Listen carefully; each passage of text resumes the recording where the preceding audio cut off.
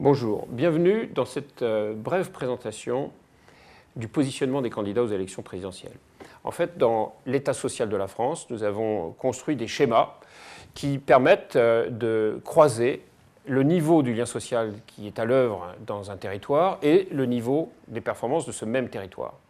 Et pourquoi est-ce que nous avons fait ça? Parce qu'on voit bien que depuis l'apparition de la machine à vapeur, l'art industriel, on a affaire à un clivage avec d'un côté le libéralisme qui nous dit oui, il a fallu beaucoup d'argent pour construire l'usine, acheter des machines, former les gens, les recruter, et donc maintenant il faut amortir tout ça. Si on n'amortit pas, s'il n'y a pas de niveau de performance, tout va disparaître.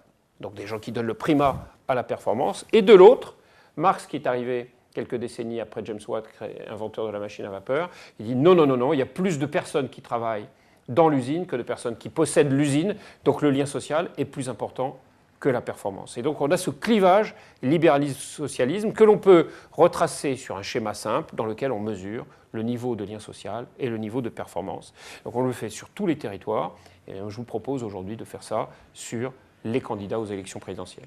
Qu'est-ce que l'on voit? On voit que Jean-Luc Mélenchon est positionné dans la partie socialiste. C'est pas étonnant, mais quand il dit « je prends tout ce qui est au-dessus d'un revenu de 400 000 euros », ben, ça veut dire que la personne qui serait ultra performante, ben, elle n'a plus envie de performer. Donc on dit « la performance n'existe plus ». Benoît Hamon, à peu près pareil, qui nous explique qu'on peut donner un revenu universel sans condition à tout le monde, c'est-à-dire quelle que soit la réussite, la performance de la personne, on s'en fiche, ce qui compte c'est le seul lien social. Donc un primat au lien social très développé pour Hamon et Mélenchon. Ensuite, nous avons Marine Le Pen, qui est un peu comme ça, qui est dans une démarche finalement assez socialiste, en tout cas très sociale, mais qui réduit le lien social aux seuls nationaux et qui ne donne pas les mêmes droits aux personnes qui ne détiennent pas la nationalité française. Pour Fillon, c'est très différent. François Fillon, lui, s'est positionné radicalement dans un primat à la performance. Il dit par exemple suppression de 500 000 fonctionnaires, sauf que ces personnes-là détiennent un statut, sont installées dans leur vie, ont des droits, leur retirer les droits comme ça, sans méthodologie qui permettrait de remettre à plat les raisons, les contextes, les possibilités, les parcours de ces personnes. C'est très compliqué à articuler. Quelqu'un qui est infirmière depuis 30 ans, d'un seul coup lui dire « t'es plus infirmière là », enfin bon, on voit bien que ça va détruire du lien social.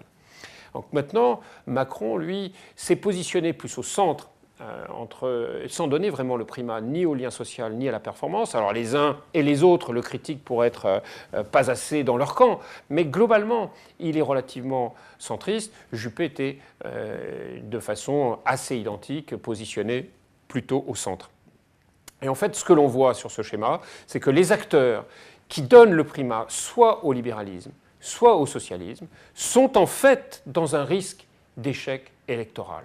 Donc Hamon, Mélenchon, 14% dans les intentions de vote, Fillon, 18%, même 22%, alors que c'est l'ensemble de la droite, qu'il était crédité au début de la campagne, quand il y avait un début de débat dans les primaires à l'intérieur de la droite, on voit qu'il a chuté considérablement, et cette chute n'est probablement pas due exclusivement à l'affaire Pénélope, sa femme, ses enfants, mais probablement dû à un positionnement qui est par trop excentré, par trop dans l'imposition de règles difficiles à mettre en œuvre et qui vont détruire du lien social, ce qui fait que des personnes se détournent de lui à mesure qu'elles entrent dans cette compréhension-là et que d'autres se positionnent plus au centre et lui marquent des points contre son camp. Et l'affaire Pénélope Fillon n'est probablement pas la clé qui permet de comprendre la chute de Fillon. Il faut regarder du côté